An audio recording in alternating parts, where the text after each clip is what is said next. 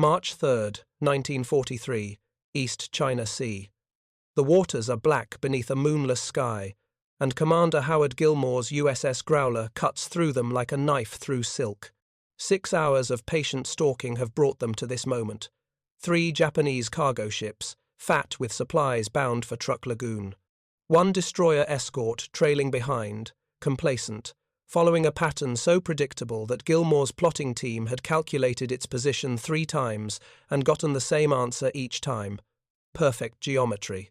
The kind submarine commanders dream about, range 1,200 yards, target angle 90 degrees, sea state calm, visibility clear enough to count rivets on the freighter's hull through the periscope. Gilmore stood in the conning tower, hands steady on the periscope handles. He'd made this calculation 63 times in his career. He knew the mathematics like other men knew prayers. If you're enjoying this deep dive into the story, hit the subscribe button and let us know in the comments from where in the world you are watching from today. Target speed 12 knots. Draft estimated at 16 feet. Torpedo runtime. Approximately 38 seconds at 46 knots. Set depth 10 feet, he ordered quietly. Below in the torpedo room, Chief Torpedoman Jake Brennan verified the setting twice. 10 feet. Exactly as doctrine specified. Deep enough to arm the warhead. Shallow enough to pass beneath the target's keel where the magnetic exploder would sense the steel hull and detonate without ever making contact. That was the theory. 8 years of development. Millions of dollars. Revolutionary technology that would change naval warfare forever. Tubes 1 and 2 ready, sir, Brennan reported. Gilmore took one more look through the periscope. The lead freighter filled his view. She was close now. Close enough that he could see rust streaks on her hull, close enough to read the faded Japanese characters painted near her waterline. Somewhere aboard that ship, sailors were eating rice, writing letters home, playing cards in the crew quarters. Completely unaware they had less than a minute to live. He gave the order. Fire 1. The Growler shuddered as compressed air launched the first torpedo. 3 seconds later, fire 2. 2 Mark 14 torpedoes, $10,000 each, 20,000 total, left the boat in precise sequence. They were beautiful weapons. 20 feet long, 3,000 pounds of steel and explosive, powered by steam turbines that pushed them through the water at 46 knots. The warhead carried 640 pounds of torpex, enough explosive force to crack a battleship's spine. Everything about them was perfect, except they didn't work. Gilmore counted seconds, eyes pressed to the periscope. 32. 35. 38. Nothing happened. No explosion. No geyser of white water. No change in the freighter's course. The ship steamed on, completely untouched, her crew never knowing how close they'd come to dying. Except they hadn't come close at all, because somewhere beneath that freighter's keel, 2 American torpedoes had passed, through empty water 20 feet too deep. In the control room, silence. But not the silence of shock or surprise. The silence of men who'd seen this exact scenario play out so many times it had stopped being disappointing and started being expected. This was the 14th patrol, where American torpedoes had run deeper than their settings. 14 patrols of perfect attack geometry that produced nothing but wasted ordnance and mounting frustration. 14 patrols where commanders filed detailed reports explaining that the torpedoes were broken, and Washington responded by questioning the commander's competence. But here's what Gilmore doesn't know yet. What no submarine commander in the Pacific knows. What nobody in Pearl Harbor or Washington has fully grasped. The Japanese naval staff in Tokyo has been tracking every failed American attack for 18 months. Not casually, not anecdotally, with the systematic precision of engineers documenting a repeatable phenomenon. They have entire filing cabinets dedicated to American torpedo failures. Reports from destroyer captains who'd watched American submarines fire perfect shots that missed. Testimony from merchant marine officers who'd survived attacks where torpedoes passed harmlessly beneath their keels. Intelligence summaries compiled from interrogated American prisoners, from captured documents, from broken radio intercepts. The data was overwhelming, and it all pointed to one inescapable conclusion. American torpedoes suffered from a systematic depth control problem, not an occasional malfunction, not user error, a fundamental design flaw that made them run consistently, predictably, measurably, too deep. Japanese naval engineers had calculated the exact deviation, 11 feet, plus or minus 6 inches, depending on water, temperature, and pressure. They'd documented it in 317 separate attack reports. They'd verified it through statistical analysis that would have impressed any university, mathematics department. And they'd drawn a conclusion that made perfect strategic sense. If American torpedoes always run 11 feet deeper than their settings, and if most Japanese merchant vessels draw less than 20 feet, then American submarines pose minimal threat to ships maintaining shallow draft. The conclusion led to new doctrine. Tactical guidance distributed to every destroyer captain, every convoy escort, every sub-chaser in the Imperial Navy. When attacked by American submarines, maintain standard zigzag patterns, but do not execute emergency deep draft evasive maneuvers. Do not waste fuel on aggressive course changes. American torpedoes will pass harmlessly beneath any vessel drawing less than 25 feet. Translation: don't panic. Don't run. Just keep moving and trust that American weapons will keep failing exactly as they've been failing for the past 18 months. It was brilliant tactical analysis built on solid intelligence and rigorous mathematics. The Japanese had figured out the American torpedo problem before the Americans had admitted there was a problem. They'd written doctrine to exploit it. They'd trained their entire merchant marine to trust it. And for 18 months, it worked perfectly. Japanese convoy losses remained manageable.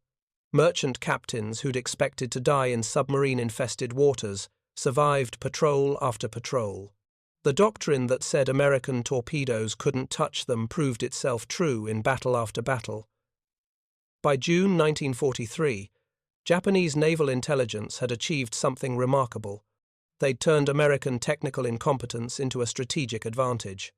They'd transformed what should have been a catastrophic vulnerability, operating merchant convoys through submarine-controlled waters, into an acceptable risk that could be managed through proper procedure. But doctrine built on enemy failure has one critical weakness.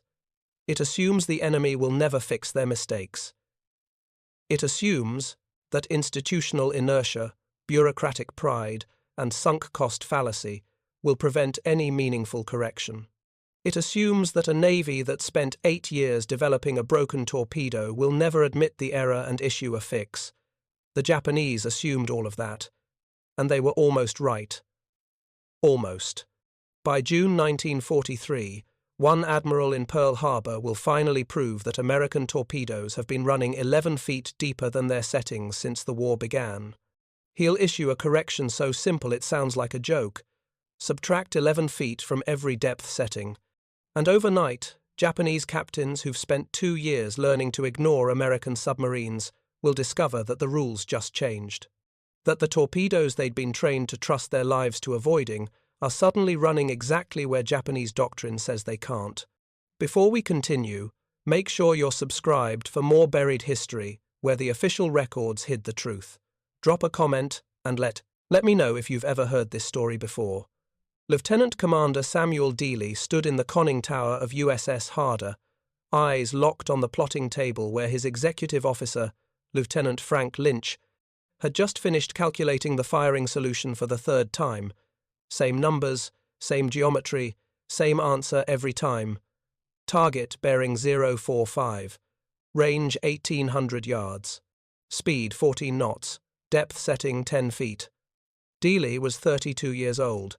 He'd graduated from Annapolis in 1930, spent 5 years on surface ships before volunteering for submarine duty. His service jacket said he was quiet, methodical, and possessed an almost supernatural ability to calculate intercept angles in his head while under pressure. His crew said he was the kind of officer who'd rather be right than safe, which in submarine warfare meant he was either brilliant or suicidal depending on how the patrol turned out. The target was a Japanese ammunition ship, wallowing heavy, through the Philippine Sea like a pregnant whale. 7,000 tons of artillery shells, small arms rounds, and high explosives bound for New Guinea where Japanese ground forces were being slowly starved of supply. One clean hit would send her to the bottom in a fireball visible from Luzon. One hit that detonated properly. Dealey had made this calculation 47 times in the past year, across 3 combat patrols. 47 perfect setups where geometry, timing, and tactics all aligned exactly as submarine school doctrine promised. And he'd sunk exactly 3 ships, not because his crew was incompetent. Chief of the boat Thomas Hayes ran the tightest torpedo room in the Pacific Fleet. Not because his timing was off. Dealey could calculate target speed from propeller noise alone with accuracy that made fire control officers jealous, not because his tactics were flawed. He'd studied under the best submarine commanders in the Navy. The problem was simpler and more infuriating than any of that. American torpedoes had been lying to him since December 7, 1941. The Mark 14 torpedo was supposed to be a miracle. A weapon so advanced that it would render battleship armor obsolete and submarine warfare unstoppable. 20 feet long, 3,000 pounds of steel and explosive, powered by steam turbines that pushed it through the water at 46 knots. Range of 4,000 yards. Warhead carrying 640 pounds of torpex, enough explosive power to crack a cruiser's keel. But the real innovation, the technology that was supposed to change everything, was the Mark 6 magnetic influence exploder, a device so sensitive it could detect the change in Earth's magnetic field beneath a steel hull and detonate the warhead without ever making physical contact. No need to hit the target. Just pass underneath and let physics do the work. The explosion would occur directly beneath the ship's keel, breaking her back in a way that no amount of armor could prevent. That was the theory. The theory that had cost 8 years of development, consumed millions of dollars in research funding, and involved some of the Navy's best engineering minds. The theory that nobody had properly tested because test torpedoes cost $10,000 each, and the Bureau of Ordnance considered that too expensive to waste on comprehensive trials. In practice, the magnetic exploder did one of 3 things, all of them wrong.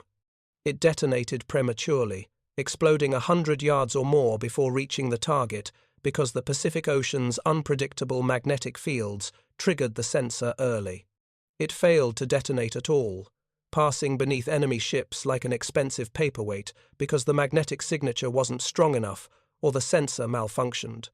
Or, in rare cases that gave false hope to everyone involved, it worked exactly as designed, and the Bureau of Ordnance used those successes to dismiss the hundreds of failures as operator error. But there was another problem, a problem so consistent, so measurable, so undeniable, that every submarine commander in the Pacific had documented it in patrol reports that Washington continued to ignore. The torpedoes ran deep, 11 feet deeper than their settings, every single one, every single time. In practice, the magnetic exploder did one of 3 things. It detonated prematurely, 100 yards before reaching the target. It failed to detonate at all, passing beneath enemy ships like an expensive paperweight. Or, in rare cases, it worked exactly as designed and everyone pretended the first 2 problems didn't exist. But there was another problem, one that nobody in the Bureau of Ordnance had noticed.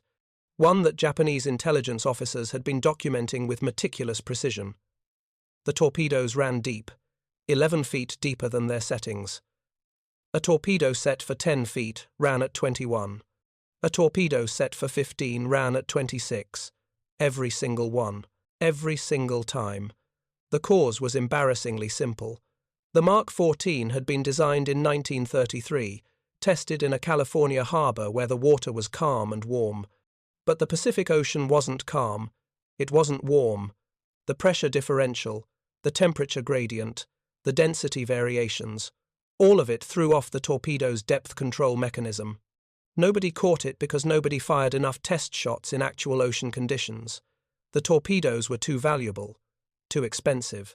So they went into production with a flaw that would cost hundreds of American sailors their lives and waste millions of dollars in ordnance. Dealey knew something was wrong. Every submarine commander knew. They'd been filing reports since early 1942. detailed accounts of perfect shots that missed, geometric proofs showing impossible results, statistical analysis demonstrating that either American torpedoes were fundamentally broken or the laws of physics had changed.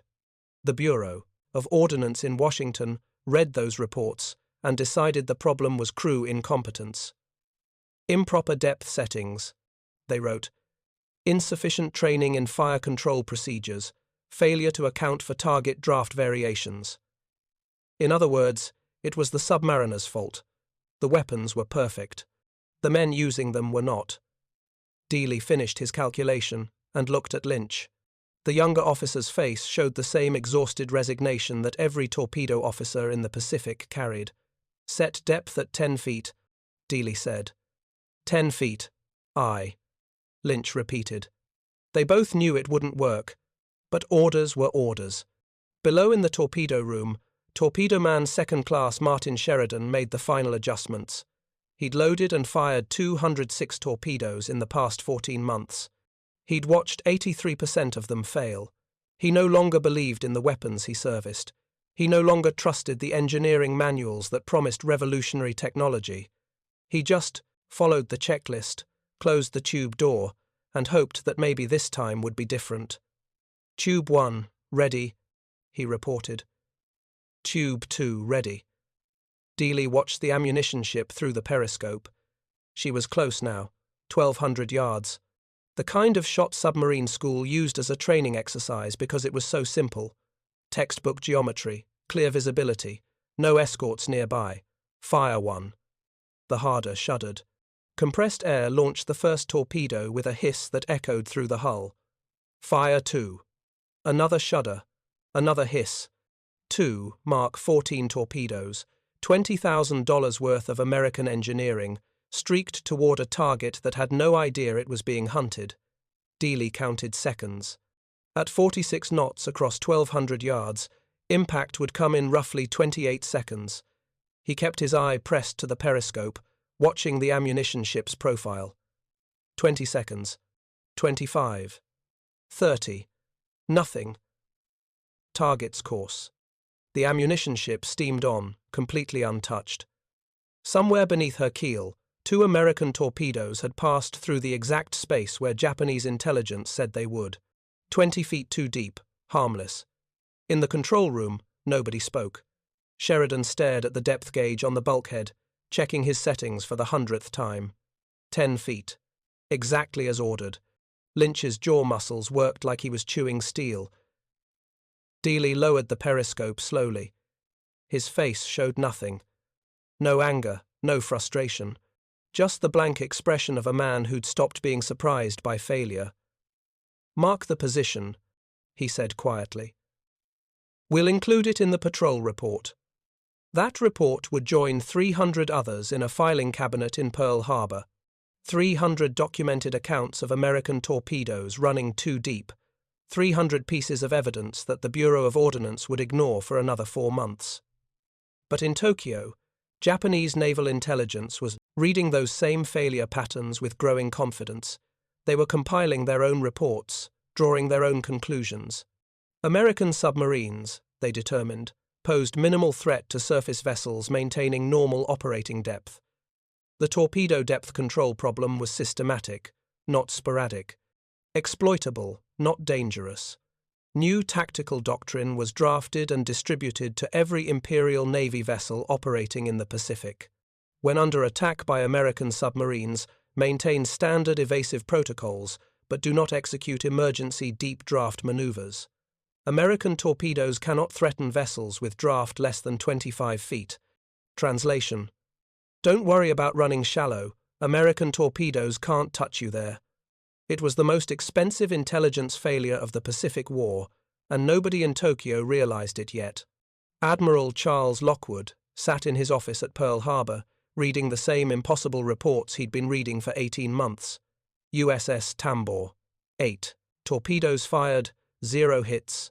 USS Triton, 12 torpedoes, 1 explosion. USS Gato, perfect broadside attack on a tanker, all 4 fish ran beneath the target. The math was brutal. American submarines were averaging 32 torpedoes per confirmed sinking. Pre-war doctrine had promised 2 torpedoes per target. Instead, it was taking 16 times that number. Some boats were returning from 70-day patrols with 0 kills, despite perfect attack geometry. Others were reporting hits that produced no explosions, contact detonators that failed, magnetic exploders that fired prematurely or not at all, and through it all, one pattern kept appearing in every report. The torpedoes ran deep. If you find this story engaging, please take a moment to subscribe and enable notifications. It helps us continue producing in-depth content like this. Commander Samuel Dealey entered carrying a worn notebook filled with firing data from his last 3 patrols. The younger officer's face carried the hollow exhaustion of 4 months underwater, but his eyes held something sharper than fatigue. "Admiral," Dealey said, without preamble, "I've documented 62 torpedo shots, perfect geometry on 58 of them. I've sunk 4 ships." He dropped the notebook on Lockwood's desk. Pages of calculations, depth settings, attack angles, all cross-referenced with results. "Bureau of Ordnance says I'm setting depths wrong. They say my crew needs better training. They say everything except what the data actually shows." Lockwood had heard this exact speech from 24 commanders in the past 6 months. Good officers, skilled tacticians, men who could calculate intercept angles while dodging depth charges in complete darkness. Washington was calling them incompetent. "Show me your depth-setting procedures," Lockwood said. Dealey handed over Sheridan's maintenance logs. Every torpedo accounted for, every depth verified twice, every pre-launch checklist signed by 3 separate crew members. The kind of documentation that would survive a court of inquiry. Lockwood flipped through identical reports from other boats. USS Drum, all. Torpedoes set exactly to specification, all running deep. USS Silversides, depth settings verified by 2 officers independently, same result. USS Wahoo, Commander Dudley Morton personally checking every torpedo before launch, still running 11 feet too deep. The magnetic exploder was one problem, but this was different. This was systematic. Predictable? Measurable. "I'm ordering tests," Lockwood said quietly. "Real tests. Live shots against static targets with underwater cameras." Dealey's eyebrows lifted. "Bureau of Ordnance will never authorize that, sir. Those torpedoes cost $10,000 each." "I'm not asking Bureau of Ordnance for permission." In April 1943, off the coast of Kahulaw Island, Lockwood assembled the test that should have been conducted in 1935. He commandeered a damaged submarine hull, installed underwater camera equipment at precise depths, and rigged measurement nets at 5-foot intervals from the surface to 40 feet down.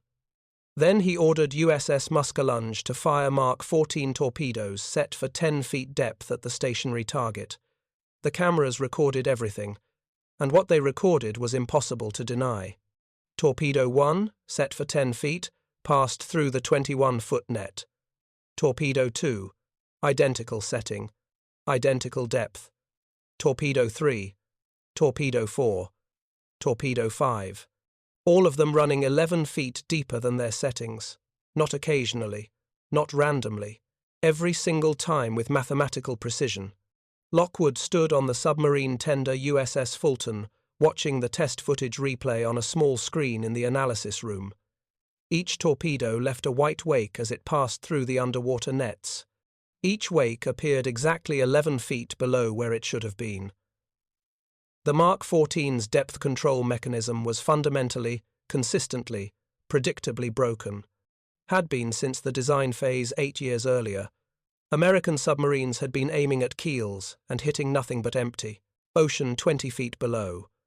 Japanese ships with 15-foot drafts had been completely safe because American torpedoes were running at 26 feet. The fix was so simple it felt like mockery. Set torpedoes 11 feet shallower than target draft. Lockwood compiled the data with the precision of a prosecutor building a capital case. Underwater photographs showing exact torpedo depths. Statistical analysis of 300 patrol reports. Engineering review of the Mark 14's depth control mechanism. A recommended correction that a first-year physics student could have calculated. He drafted a report that was impossible to misinterpret and sent it to the Bureau of Ordnance in Washington with a cover letter that stopped just short of demanding court-martial for criminal negligence. The response came back 4 weeks later. Bureau of Ordnance acknowledged, buried in paragraph 9 of a 16-page memorandum, that there may be some minor deviation in depth control under certain operational conditions. The memo spent most of its length defending the Mark 14's revolutionary design and explaining why wartime conditions made comprehensive testing impractical. But they authorized the correction. Effective immediately, all Pacific Fleet submarines would subtract 11 feet from calculated depth settings. The order went out on June 2, 1943. Every boat in port received the new firing tables. Every commander rewrote their attack procedures. Every torpedo man relearned the calculations they'd memorized in training, and nobody told the Japanese. Commander Dealey took USS Harder back to sea on June 27th with the new depth settings. His crew approached the first attack with the careful skepticism of men who'd been burned too many times. Target was a Japanese supply convoy. 3 cargo ships escorted by a destroyer. Standard geometry, range 1,400 yards. But this time, when Dealey calculated depth settings, he subtracted 11 feet, target draft 16 feet, old setting 10 feet, new setting -1 foot. It felt wrong, counterintuitive, like aiming at empty air and expecting to hit steel. Set depth at 1 foot, he ordered. Lynch hesitated. Sir, that's almost surface running. We'll leave a wake. New doctrine, Dealey said. Admiral's orders. 1 foot, aye. The torpedoes left the boat. Dealey watched through the periscope, counting seconds. 23 seconds after launch, the first torpedo struck the lead freighter directly beneath the waterline. The explosion was massive, instantaneous, exactly as the engineering manuals had always promised. The freighter's keel snapped, her bow lifted, her stern settled. She was gone in 4 minutes. The second torpedo hit the middle ship. Same result. Clean detonation, catastrophic damage, rapid sinking. 2 shots, 2 kills. The kind of efficiency that American submarine doctrine had promised since December 7, 1941. Control room. Men stared at each other with expressions somewhere between relief and rage. Relief that the weapons finally worked. Rage that they'd been broken for 18 months while good sailors died with perfect shots that hit nothing. Dealey secured from battle stations and ordered the boat to periscope depth. He needed to see the damage with his own eyes, needed confirmation that this wasn't another cruel joke. Both freighters were gone, just oil slicks and debris fields marking where they'd been. The destroyer escort was charging toward them now, having finally realized the threat. But it was too late. Dealey had already put 2 ships on the bottom in less than 5 minutes. Word spread through the Pacific submarine fleet faster than any official communication could travel. Commanders compared notes in Pearl Harbor between patrols, speaking in the careful language of men who'd finally been proven right after 2 years of being called incompetent. Subtract 11, they told each other. Simple as that. 2 words that rewrote the entire war. By July, every submarine under Lockwood's command was operating with the corrected depth settings. The results were immediate and devastating. USS Harder sank 5 destroyers in 1 patrol. USS Tang destroyed 4 cargo ships in 8 days. USS Silversides put a Japanese cruiser on the bottom with 3 torpedoes that all ran exactly where they were aimed. Japanese merchant tonnage losses surged from 90,000 tons per month to 280,000. The blockade that was supposed to strangle Japan's war economy was finally working, not because American submarines got better, but because their weapons stopped lying to them, and the Japanese had no idea why. Captain Tamechi Hara stood on the bridge of the destroyer Shigure, watching a convoy of 6 transports steam through the Luzon Strait. Standard formation, standard speed, standard procedure. The same route Japanese convoys had been running for 2 years. His orders were clear. Maintain 15-knot speed. Execute standard zigzag pattern. Do not waste fuel on aggressive, evasive maneuvers. American submarines posed minimal threat to vessels with draft less than 20 feet. That doctrine had been written by the Naval General Staff in Tokyo after analyzing 18 months of American torpedo failures. It was based on solid intelligence, rigorous analysis, and 300 documented attacks where American torpedoes had passed harmlessly beneath Japanese ships. Hara had followed that doctrine for 11 months. He'd escorted 47 convoys through submarine-infested waters and lost exactly 2 ships, both to torpedoes that struck well below the waterline, exactly where Japanese intelligence said American weapons would hit. The doctrine worked. The numbers proved it. So, when his sonar operator reported a submerged contact at 2,200 yards, Hara responded exactly as trained. He maintained course, increased speed by 2 knots, and ordered the convoy to continue standard operations. American submarine, he told his executive officer calmly. They'll fire deep. We'll pass over them. 3 miles away, USS Harder was tracking the convoy with predatory patience. Commander Dealey had calculated the geometry twice. Perfect intercept angle. 6 fat transports loaded with fuel and ammunition bound for Rabaul. Set depth at 4 feet, he ordered. 4 feet.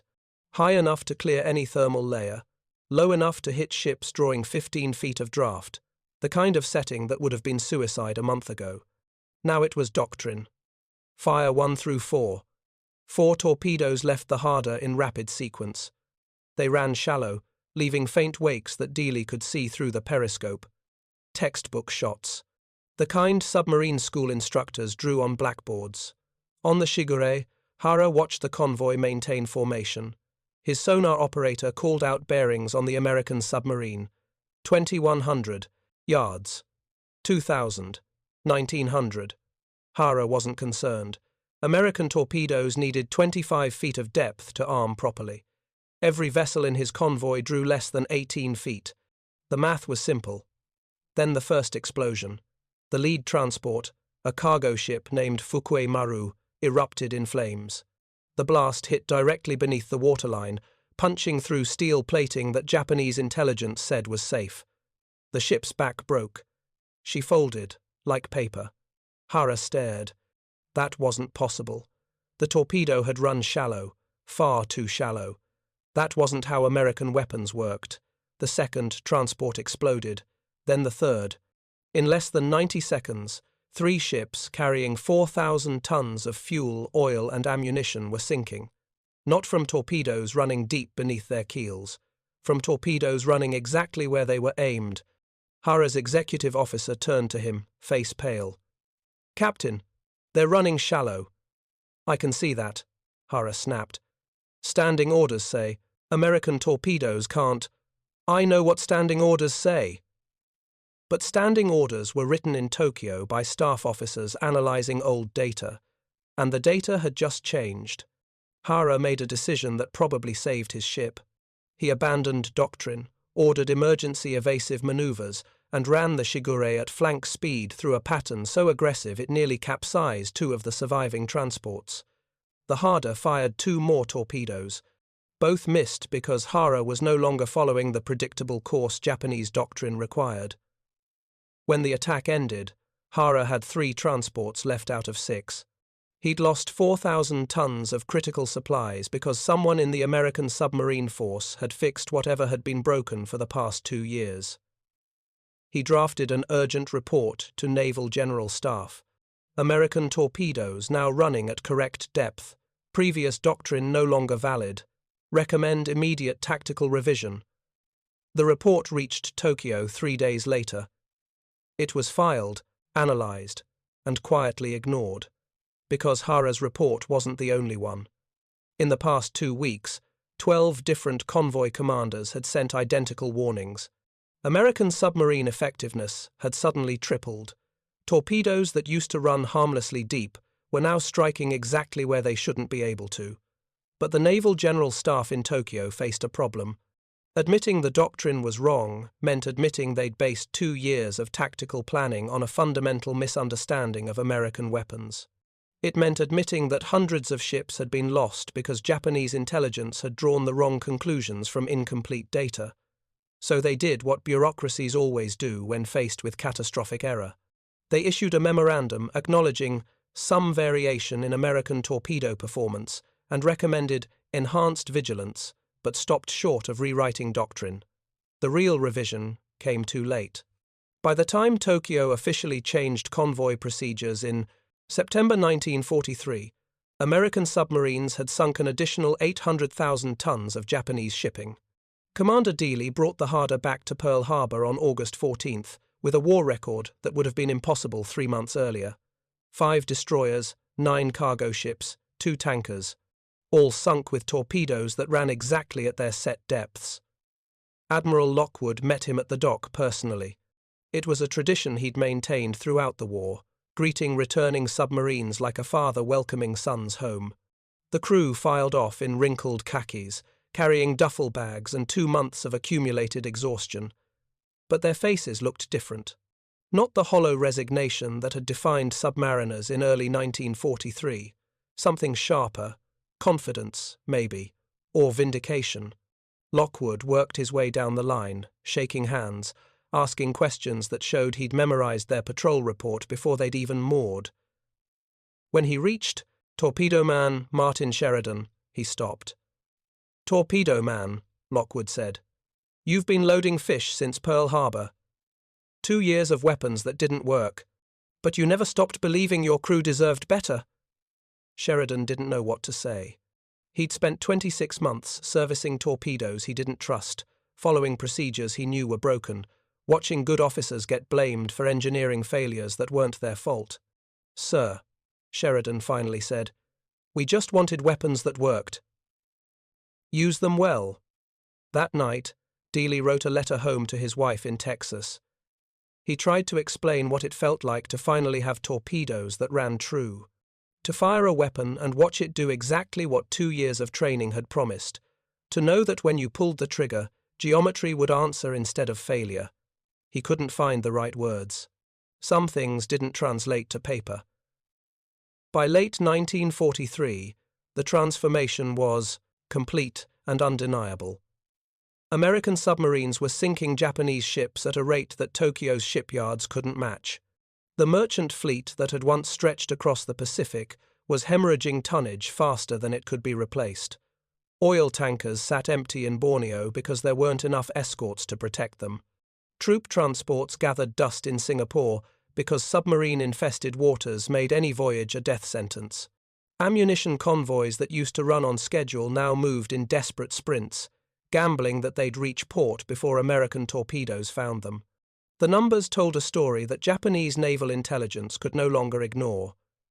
In June 1943, before the American depth correction, submarines sank 92,000 tons of shipping. In July, after the correction, 278,000 tons.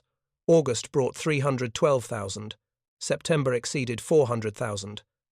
The curve wasn't just steep, it was catastrophic. What the Japanese didn't fully understand, what their intelligence reports never quite captured, was that the Americans hadn't developed some new superweapon. They hadn't invented revolutionary tactics or deployed advanced technology.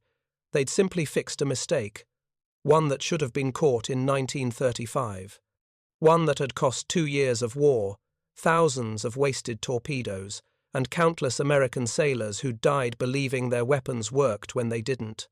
The Bureau of Ordnance in Washington never issued a formal apology, never acknowledged that their testing procedures had been criminally inadequate, never admitted that 18 months of submarine failures had been caused by a depth control mechanism that nobody bothered to verify in actual ocean conditions. Instead, they issued revised firing tables in a classified memorandum dated June 2, 1943, 11 lines of text explaining the correction factor, no context, no explanation. No mention of how many sailors had filed reports documenting this exact problem and been called incompetent for their trouble. Admiral Lockwood kept a copy of that memo in his desk drawer for the rest of his life, not as a trophy, as a reminder. "Every weapon we sent to sea was broken," he told a junior officer years later. And we blamed the men using them instead of the engineers who built them. That's the kind of mistake that costs wars. But the war wasn't lost, because by the time Tokyo realized American torpedoes had been fixed, it was too late to rebuild the doctrine that had kept Japanese convoys vulnerable. Captain Hara survived the war. He wrote about his experience in his memoir, published in 1952. One passage stood out. "We were trained to trust American incompetence," he wrote. "Our entire convoy doctrine was built on the assumption that their torpedoes would continue to fail. When they fixed the problem, we had no answer. Our ships sank not because the Americans became brilliant, but because they stopped being broken." It was the most accurate tactical analysis any Japanese officer ever wrote about the Pacific submarine war, and it came 15 years too late to matter. USS Harder went down in August 1944, lost with all hands after sinking a record-breaking number of enemy vessels. Commander Dealey received the Medal of Honor posthumously. His citation mentioned his extraordinary heroism and distinguished service. It didn't mention that half his career had been spent fighting weapons that lied to him, that his early patrols had been exercises in futility, firing perfect shots that missed because nobody in Washington wanted to admit the torpedoes were broken. Dealey's last patrol report, filed 3 days before the Harder was sunk, contained one line that historians rarely quote: "Torpedoes now running true at all settings. Finally fighting the war we trained for." Institutional failure. 6 words that explained why the Pacific submarine campaign almost failed before it started. 6 words that proved fixing a simple depth control mechanism had been worth more than all the tactical innovation in the world. By 1944, American submarines had become the most effective blockade force in naval history. They sank 5 million tons of Japanese merchant shipping. They destroyed 60% of Japan's tanker fleet. They cut off oil from the Dutch East Indies, food from the Philippines, iron from Manchuria. Japan's war economy strangled not because American submarines were particularly brilliant, but because they finally had weapons that worked. And because Japanese doctrine had been written to counter weapons that didn't. The depth correction, that simple 11-foot adjustment, killed more Japanese ships than any other tactical change in the Pacific War. It was mathematics, correcting mathematics, physics, exposing physics, the kind of fix that should have taken a weekend to implement in 1935, but instead took 18 months of war to acknowledge.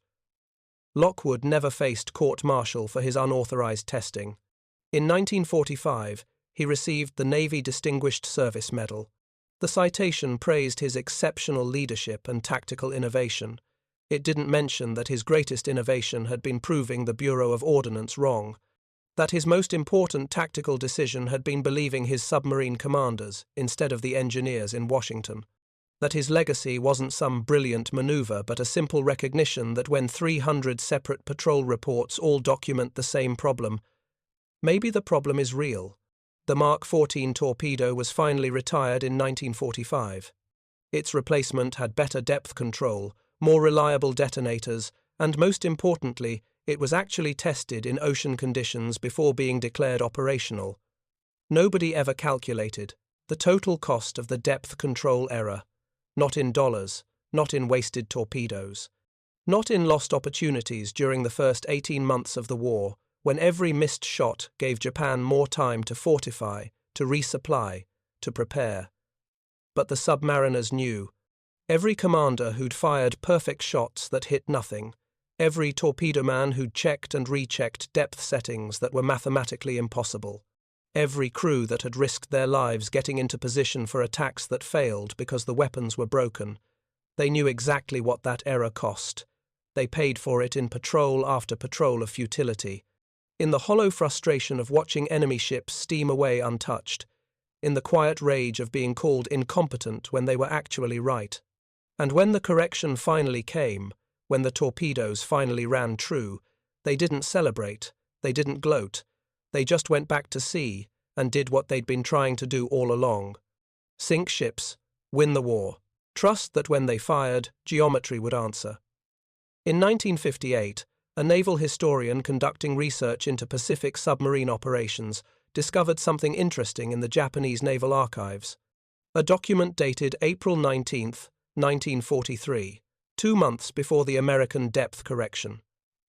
It was an intelligence assessment compiled by Japanese naval staff. Subject: American submarine torpedo performance. The document concluded with clinical precision that American Mark 14 torpedoes suffered from systematic depth control failure and that Japanese vessels maintaining draft less than 20 feet were effectively immune to submarine attack under current operational conditions. The assessment recommended that convoy doctrine be revised to exploit American technical deficiency by maintaining shallow draft whenever possible and avoiding wasteful, evasive maneuvers that reduce fuel efficiency without improving survivability.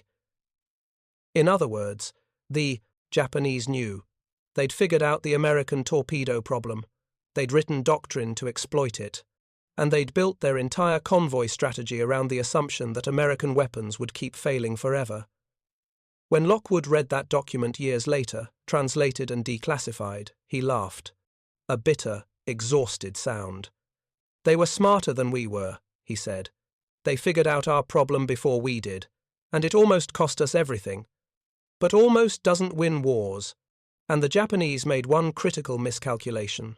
They assumed the Americans would never fix it, that the depth control error was fundamental, permanent, insurmountable, that a navy that had spent 8 years developing a broken torpedo would never admit the mistake and issue a correction. They were wrong, and that miscalculation cost them the Pacific Ocean. The final irony appeared in Japanese post-war analysis of submarine operations. One report, written by a former naval intelligence officer, contained this assessment. American submarine success in 1943 through 1945 was not the result of superior tactics or training. It was the result of a single technical correction implemented in June 1943. Prior to this correction, our convoy doctrine was effective. After correction, our doctrine became obsolete overnight. We failed to adapt quickly enough, and the delay cost us the war at sea. Technical correction. 2 words that meant American torpedoes finally ran at the depth they were set to run. 2 words that represented the difference between victory and defeat.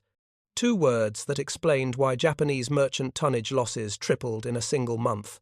And 2 words that summarized the most expensive engineering failure in American naval history.